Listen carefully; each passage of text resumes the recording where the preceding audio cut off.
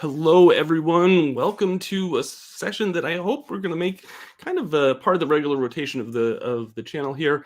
This is kind of where we just get Tomas on and we let you ask questions that you have about Free League publishing. And we do this a lot with our Free League updates, but a lot of times we don't really run out of time. A lot of times we run out of time, and we aren't able to get to a lot of the questions. So I thought maybe doing a full segment of just questions from the community would be great. I see that there's questions already in the chat. So if you have any questions for Tomas, please put them in the chat. Try to keep them Free League related, and we'll do our best to answer them.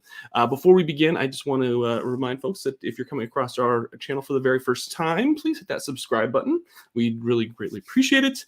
We just crossed 10,300 subscribers the other day, which is amazing, and we can't thank you all enough for being a part of our YouTube community. And if you appreciate Tomas taking time out of his very busy day, I know he's got a call here coming up pretty soon, so we're going to try to get as many questions in 45 minutes as we can. Hit that like button, because it's very nice of him to take time out of his day to come on board. All right. Without further ado, I said that the last time, and someone said on the comments that I say that too much. So let's bring on the person that you're here to talk to, and that, of course, is Tomas Härenstam. Tomas, good evening. Hi.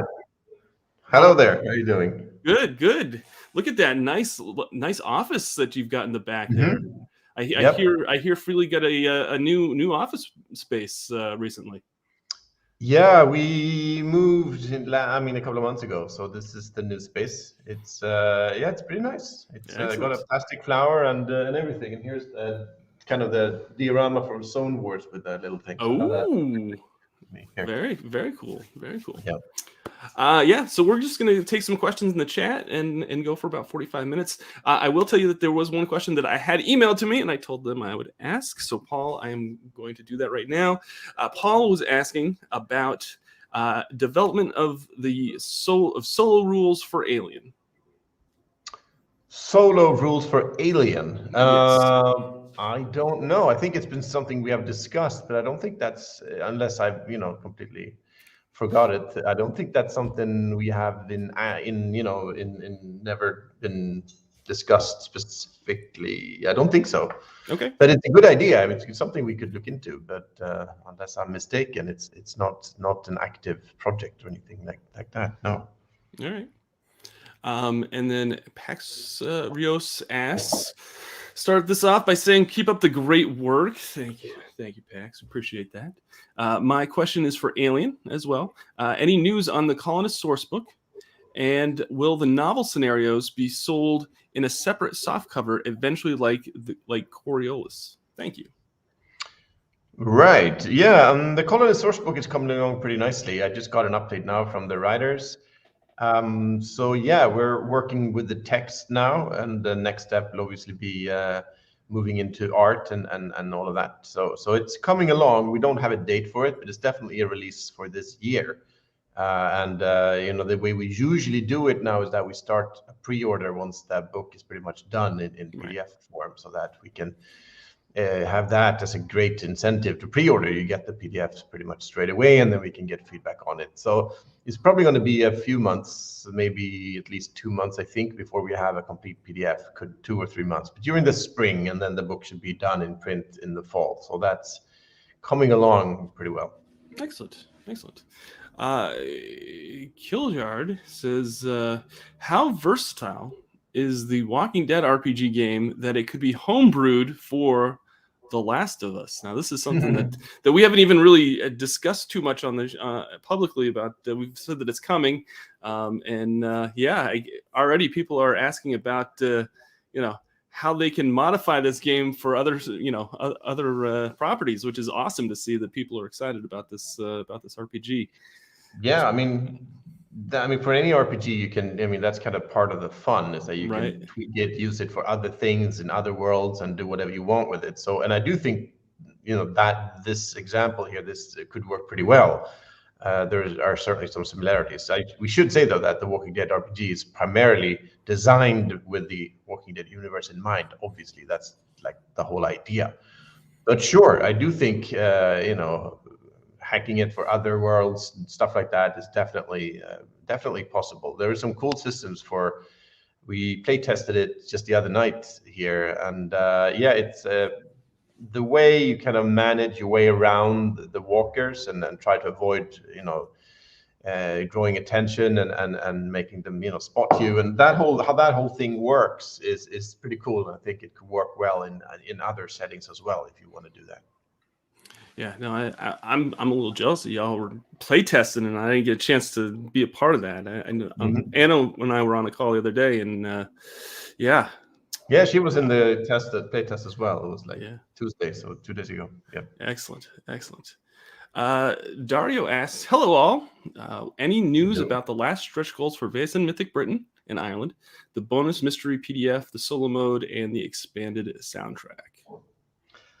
Not much more than that. We're working on them. Sometimes some of these stretch goals, most of them were obviously part of the core books and have been delivered. But when you have these kind of extra stretch goals, sometimes they take a little more time. And so, yeah, I don't have a date, but they are being worked on, all three, as far as I know. Definitely, I know the bonus mystery PDF. I'm very well aware of because I'm the one writing it. So that's. It's very clear in my head. There are, the text is coming along, but there's still a way to go. But it's coming. Excellent. Patty asks a question that probably I figured this was going to be one of the first questions to be asked, and it is kind of. Patty asks, "Will we have any year zero OGL/SRD news?" There's some, the community has been kind of, interested in OGL topics lately. So do you want to talk a little bit about that? Sure. Yeah, it's been it's been obviously, as I think most of you know, it's been a big thing, not just for us, but in the whole tabletop RPG business. Basically, it's been like the talk of the town for the last month or so. So yeah, and as we have been working on 2 licenses. We had the old Year Zero engine OGL, which was basically used Wizards of the Coast version, the 1.0 license that others use as well, because it's not specifically for D&D. It's just a legal license text that a lot of people use because it kind of was a good template to use, and we used it as well. But now, since that has been revoked or is being revoked, we felt that even though that does not directly affect anything but if it's been revoked, then we can continue using it. That would be strange, and it might be we would not really know where we would be standing legally using a revoked document. So we figured, and also we felt it was a bit, even though it's been used for 20 years and it's been doing its job, it's fairly complex. It's got kind of like complex legal language and things like that. So we figured we want a more straightforward, simpler to use open game license, or might not even be called that, we'll see, but a license for using the Year Zero engine that is easier to use, more straightforward, and does exactly what we wanted to do.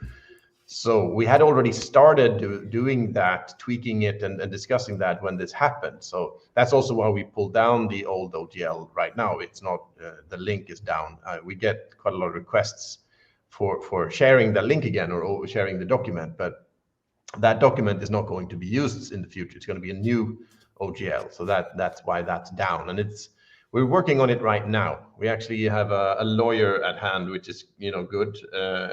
We know what we want this to say, but it's always good to get someone a trained professional on these things. So he's now reviewing it and will draft a finished text, and hopefully within a week or 2 we should be able to present it.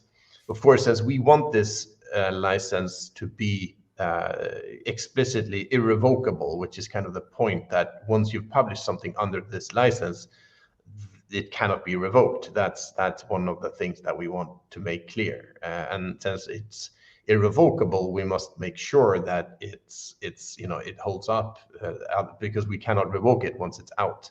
So that's where we have to be not rush it out because it could be problematic. So we have to be sure that we know what we're doing before, because once it's out and it can never be revoked again. So we might, if we would publish a new version of it down some later, for some reason later on, the old version would still be valid. So that's kind of the way it's the idea. So if you publish something using the Euro Zero engine OGL, you'll be fine whatever we end up doing. It does, once it's out and you've published it under the OGL, you're fine.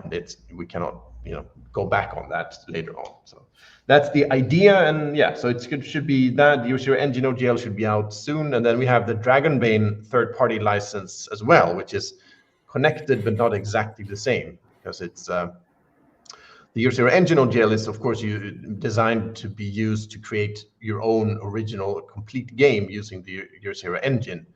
And you can copy the text and the rules text from the SRD, the systems reference document, and change it any way you like, create your own game, sell it anywhere you like, do whatever you want with it. The Bane third-party license is different because that's intended for modules for Bane in English or Swedish. So that's not designed to create your own complete game. So that's a bit of a different thing. It's meant for modules, campaign modules, adventures, that kind of stuff, not to make your own game. If you want to do that, you have the Zero Engine OGL. That's what that's for. So those are a bit different. But we plan to announce and present them probably together at the same time. So, and that should also be coming along pretty soon. Excellent.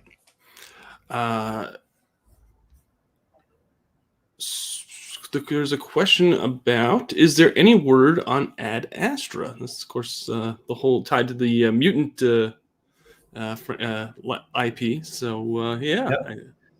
We have the full text now. We had a big review of the text with the writer, and he's doing some changes now. It's basically very good, but it needed some structural modifications. The way the adventure is structured needs to be modified a bit. It's an interesting challenge. It's something that we have noticed. It's not always so easy because especially Mutant Year Zero, some other games are sandbox type games, which we think is kind of core to what these games are all about, that they should give you players kind of a freedom. There should not be like linear adventures.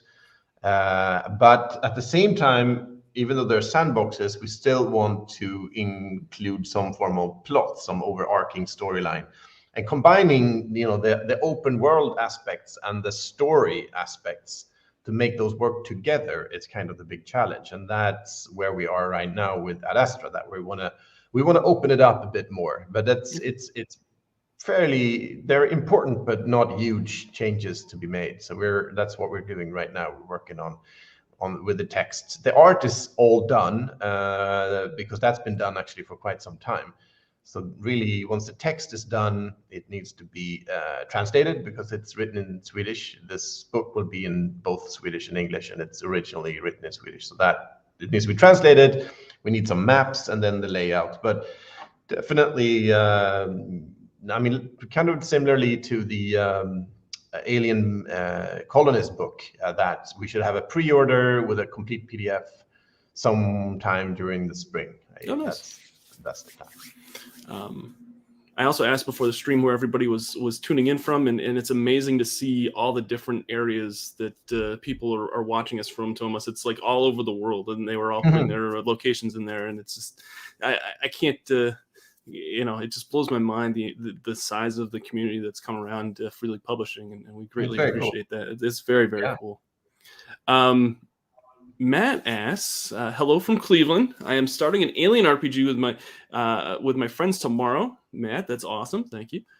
They asked me if there were any apps for tracking or making characters. I wasn't aware of any, but was curious if there might be any in work in progress.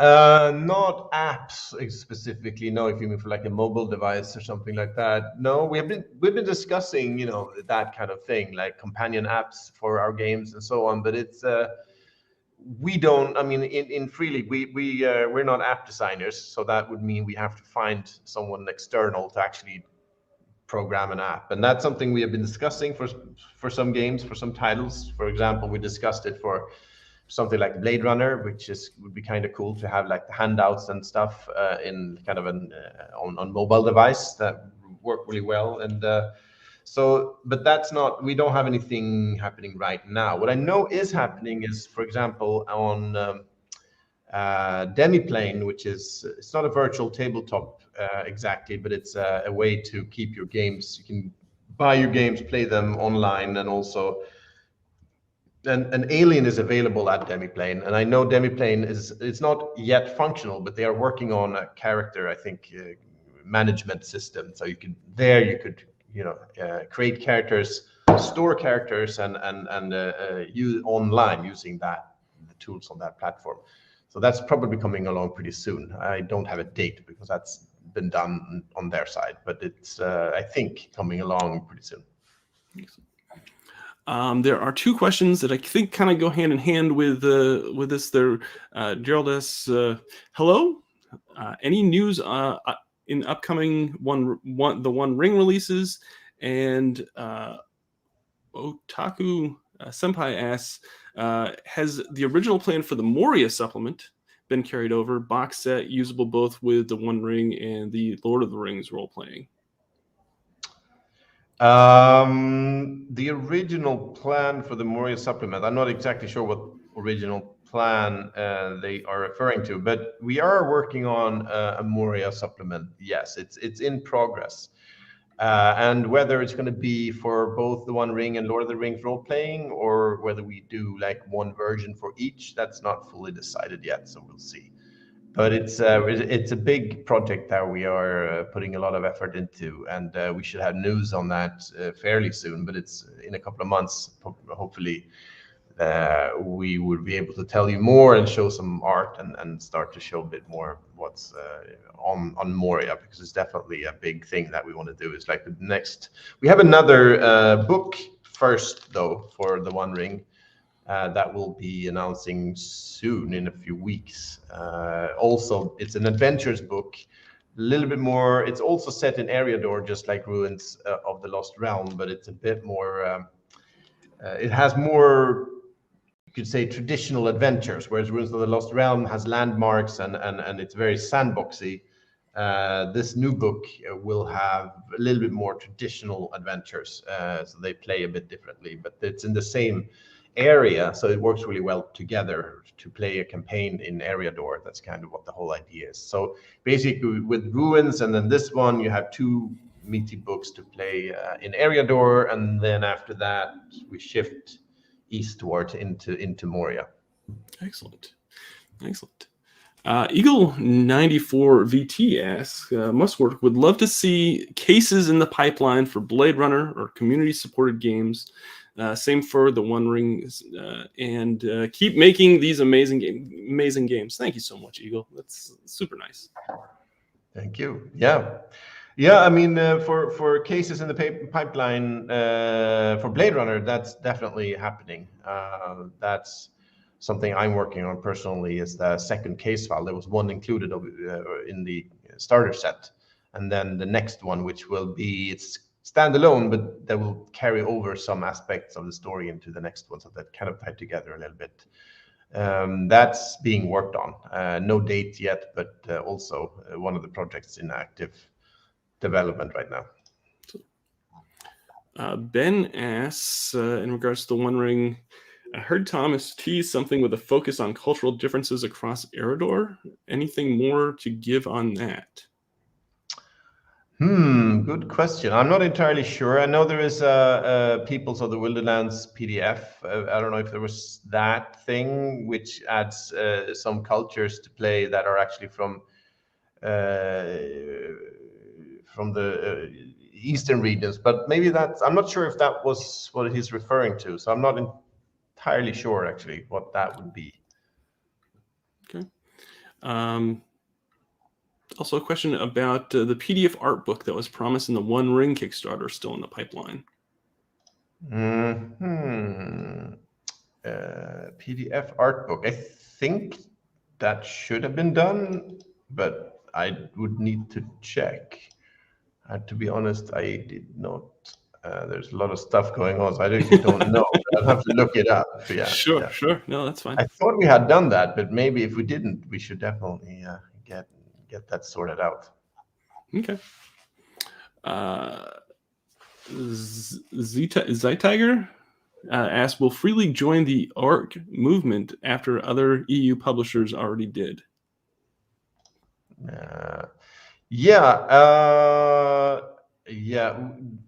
That's part of the. I mean, that's the initiative to create an open game license or whatever they will call it to kind of replace or work to be used instead of Wizards 1.0, which will be revoked as we discussed earlier. Sure.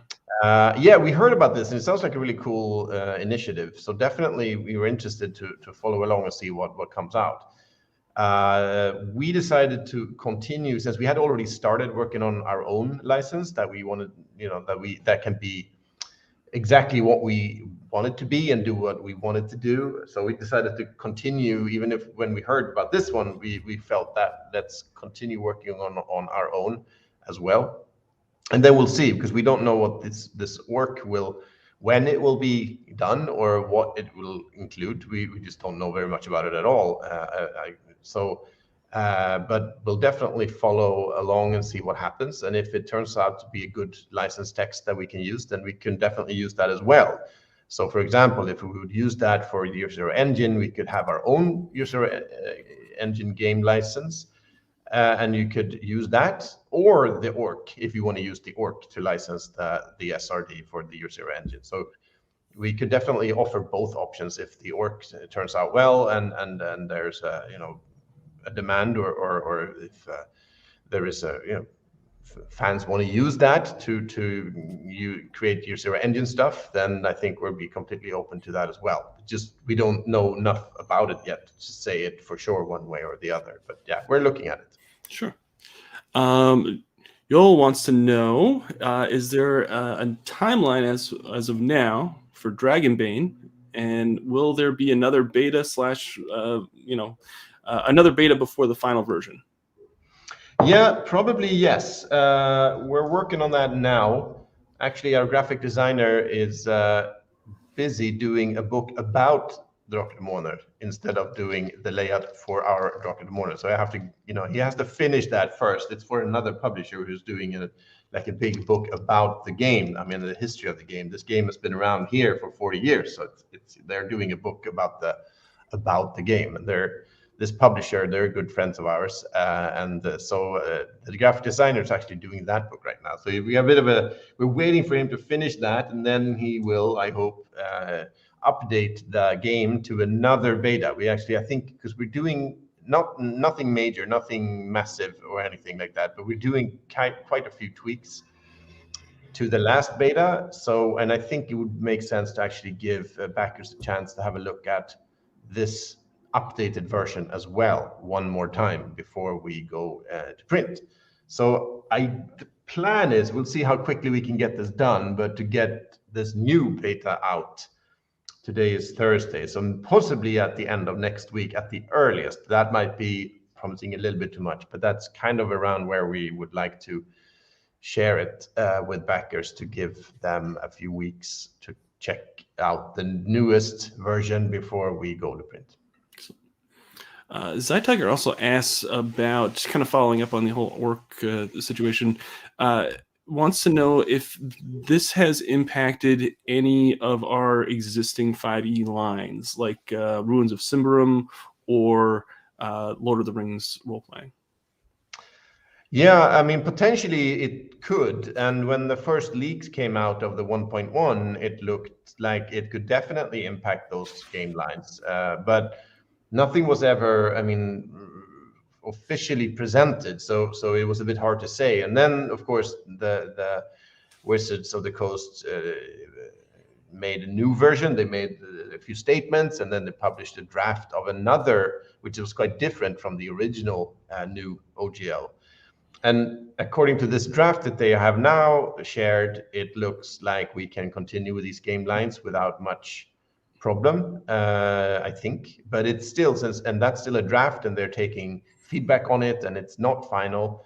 We can't say for sure, But the way things look now, I don't see a major issue with us going forward with Ruins of Symbaroum and the Lord of the Rings role playing. So as it stands now, it looks fine. But we'll see when they had the final version out, and then we'll have to sit down and take a close look at that, and then see what happens. Excellent.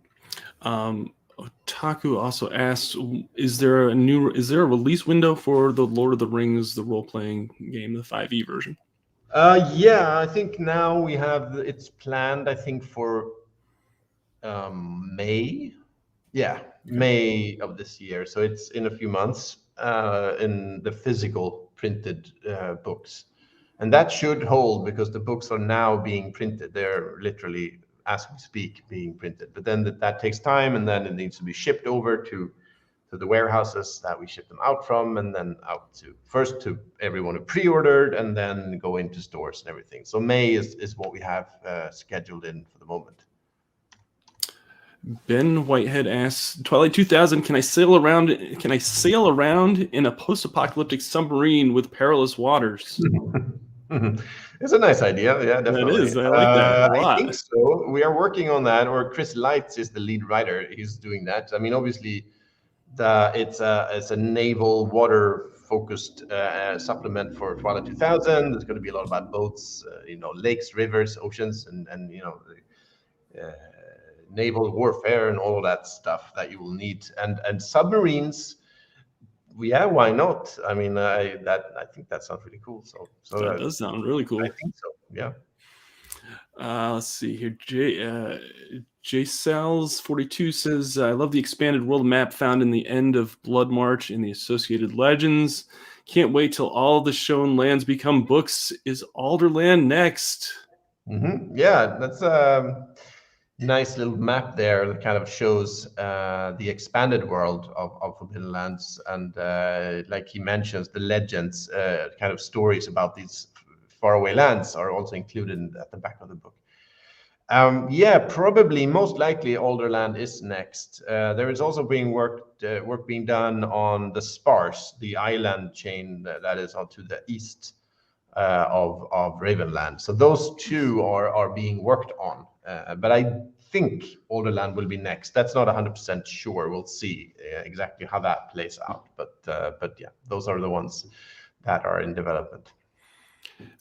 Jim asks about support for Twilight 2000. He kind of wishes that we had more support for it. Is that anything you'd like to talk about a little bit?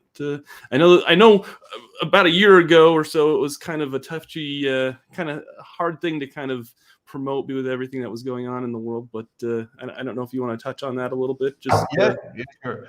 Yeah, I mean, I think we haven't.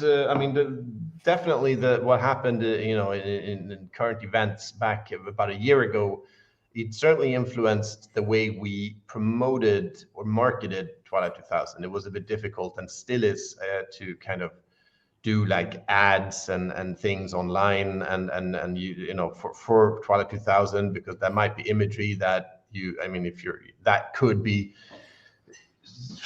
you might feel that's not something you want, in your if you're not, that you don't want in your feeds or whatever. So we did tone that down a bit, but we did continue working on the game content, because there is definitely a strong fan base out there. We love the game, support the game, and we'll continue to do so. So we haven't stopped any actual production.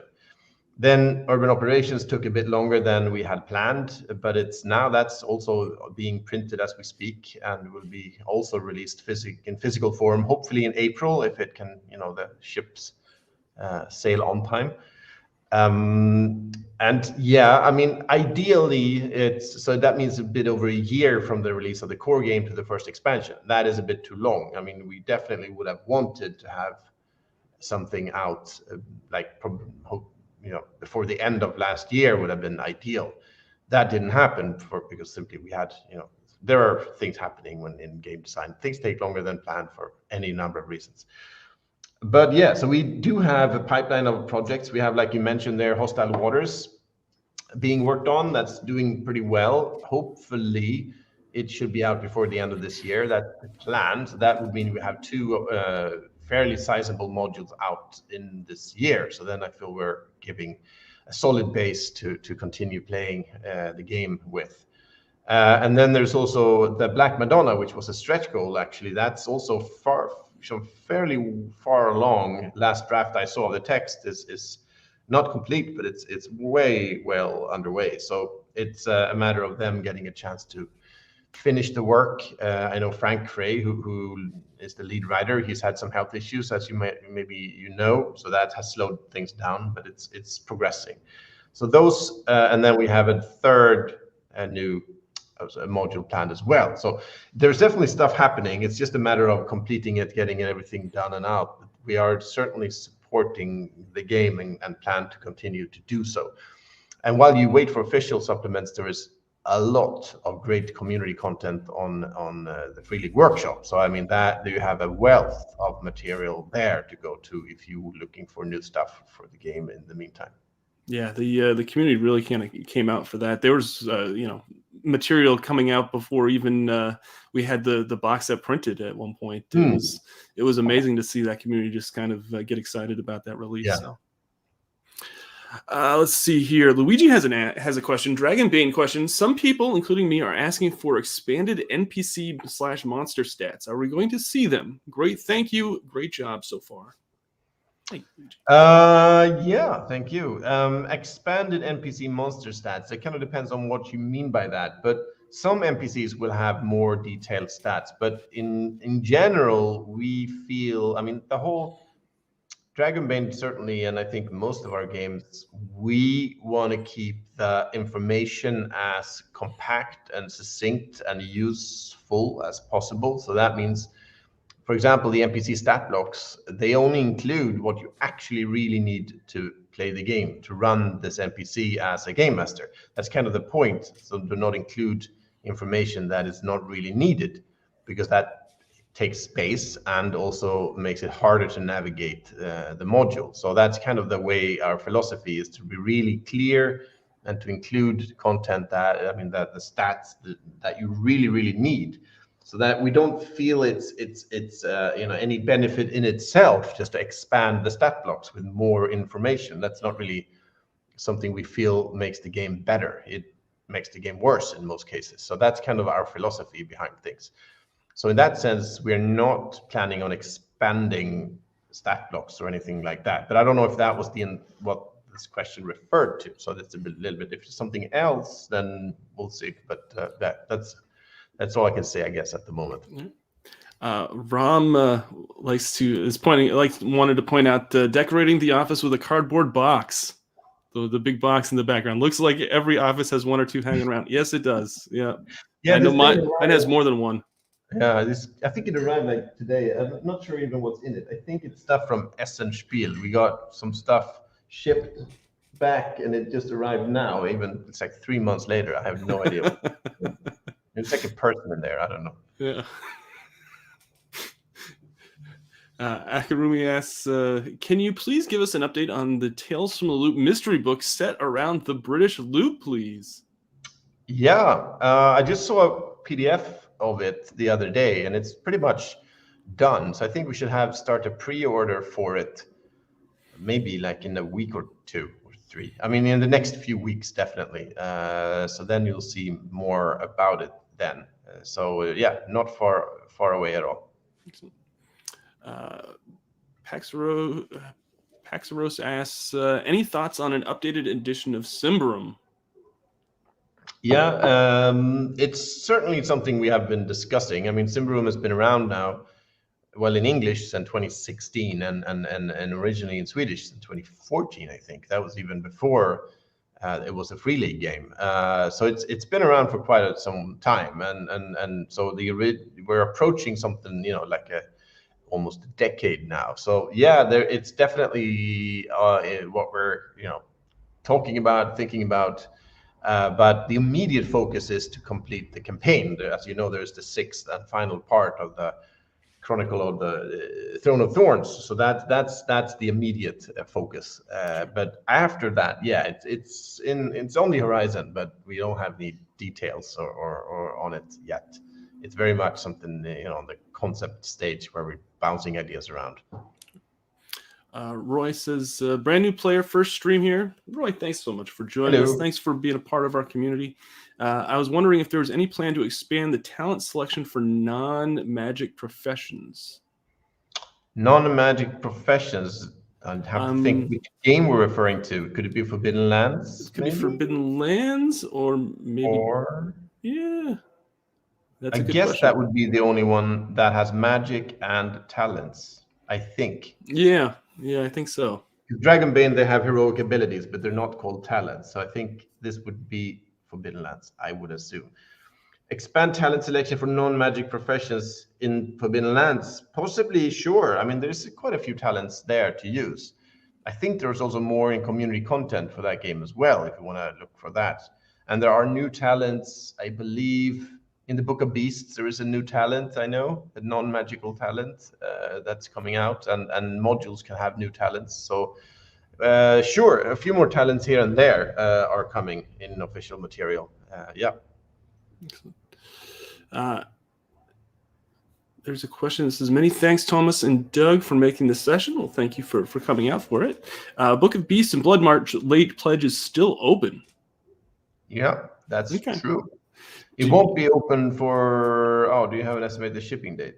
Yeah, it's kind of being printed alongside the other ones that I mentioned, the Lord of the Rings books and Urban Operations. So it's all being printed now, and then it will be shipped and sent out. So hopefully we're looking at like April. And late pledges will probably close soon. And we'll probably need to finalize and close the pledge manager in the next few weeks. So that's something we will be doing soon. So it's always good to complete and finalize your order in the pledge manager if you haven't already done that, because it's soon we'll probably give notice that it's closing in a few weeks. So might as well, if you didn't do it, it's probably better to do it sooner rather than later, because if you forget, we'll still get the stuff out to you, but then it might not be included in the first shipping wave or something like that, because we need to finalize all the orders before. So don't wait around to finalize your order. Try to get it in as soon as you can.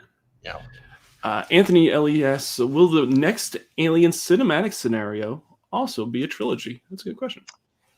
Good question. I don't think so. But I don't really know, because now we're working on, of course, the Colonists book, which is the next big thing, and that's its own thing. It will have a complete campaign to run in it.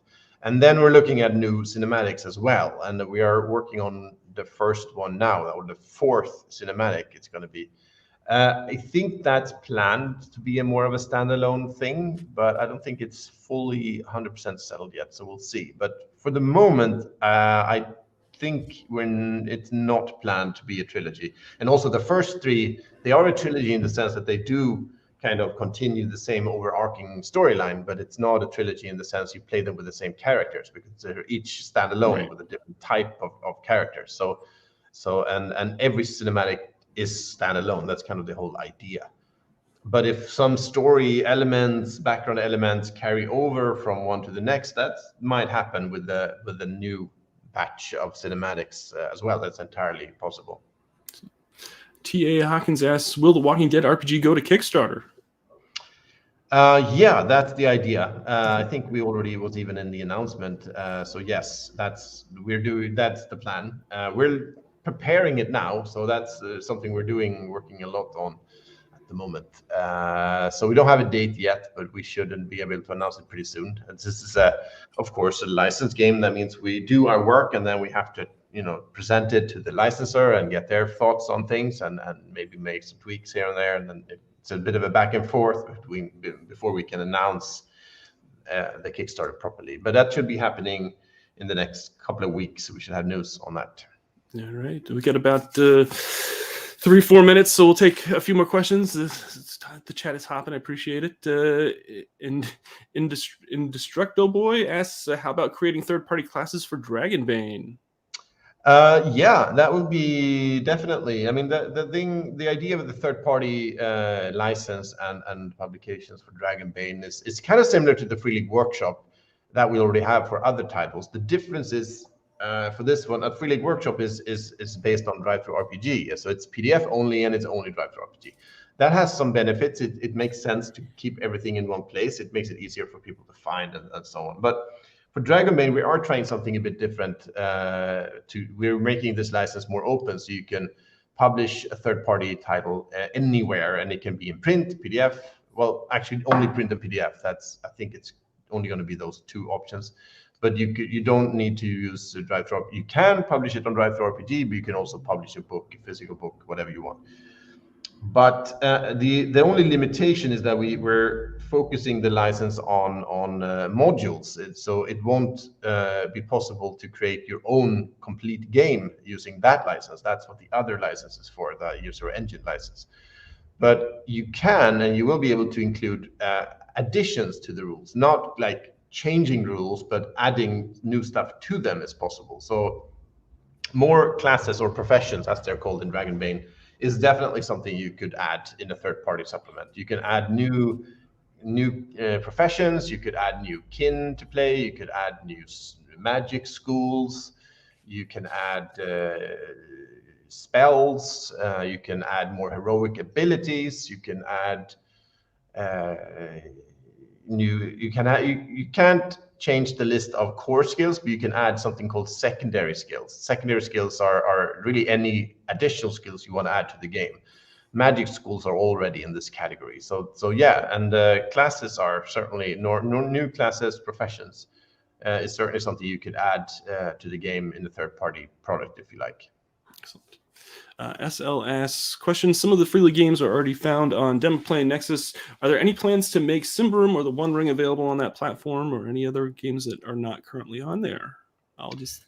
yeah, we want to put most of our games on most of the VTTs as far as we can. So in this particular question, definitely working a lot with Demaplane and I look forward to doing that more. Symbaroum, I think, will be on there at some point. I don't know when. For the One Ring, it's a bit more complicated. We don't have any virtual tabletops for that game at all. It's not on Foundry, it's not anywhere, and that's for licensing reasons. So for the moment, it doesn't seem like it will be on Demaplane either. So, but if that changes, then it could be. But the way things stand, no, the One Ring is not coming to Demaplane or any other VTT. But most of the other games are. Gerald, of course, this is a game that is put out by the Stockholm Cartel, but do you know of any new official content for Cyborg that's on its way? I don't know. I mean, there's a lot of stuff done, third-party stuff done, so that's cool. For in terms of official or stuff done by Christian and Johan or any other of the cartel people, maybe, I don't know really. They're running. That's kind of the cool thing about those titles, is that they run the show on that one. And I haven't heard anything, I think. So we'll see what happens. But definitely, if it's been doing really well and it's been received really well. So I certainly hope they are doing more stuff to it. But you never know. All right, I think I'm going through the questions. Some of the questions we've already asked already. Oh, I will ask one question that I know was popped up before we went live, and that was posted on a few forums before when this community Q&A was being talked about online. Just tuning in, are there any plans to do another reprint of Mechatron? That was asked in about 3 other places. And I figured we don't have a new answer. I mean, I think we responded to this quite a few times already, and we don't have a new response. So it's on the list of things that we might reprint, but we haven't started. We're not reprinting it right now. Sure. I mean, I think as we've discussed before, reprints are tricky in a sense because it needs to be. I mean, we know there is certainly a demand for a reprint of Mechatron, but it's also we need to make sure that if we print it, it will actually not just be, a few people who want it and then it's just going to sit in the warehouse. We need to make sure it can actually there is a demand for it that is, large enough to actually support a reprint, and that's a bit tricky sometimes. This is also one of the Mutant Year Zero is doing well, but it's also a game approaching 10 years, and Mechatron is one of the modules, even though it's a standalone module, but it's still kind of part of the Mutant Year Zero family. So it's all connected to what we're doing with Mutant Year Zero overall. So that means there's some questions that are not fully, we don't have the answer to yet, exactly what's the next step from Mutant Year Zero, and that also affects everything else. So at the moment, we don't have any news on that front. All right. I scrolled through the chat. There's, like I said, there's some questions in there that have been asked previously. So if you did join us late, if you want to go back and watch the beginning of the stream, hopefully some of those questions will be answered. We'll try to do this again. We won't probably do them all the time, but maybe occasionally throughout the year, and just kind of pop in and answer community questions. Maybe a couple times a year if we can add this to the show. There is plenty of talk about the box in the background, Tomas. People are very, very curious as to what's in the box. I think I saw it move at one point, so I think you're right. I think there might be there might be someone in there that you might have to let out or something. I guess I'll get on that. Yeah. I want to thank everyone for joining us. We greatly appreciate you. We greatly appreciate this community. Like it's amazing how strong this community is and how supportive everybody is for what we do. So yeah, I'm going to say that hopefully we'll see you at a convention or event, and we'll try to update you as much as we can before we have too many more things. We got a lot of stuff coming though in 2023. Yep, it's exciting. So, all right, folks, thank you so much for joining us. Make sure to hit that like button and the subscribe button and all that jazz. And we'll see you next time. Bye now. Bye.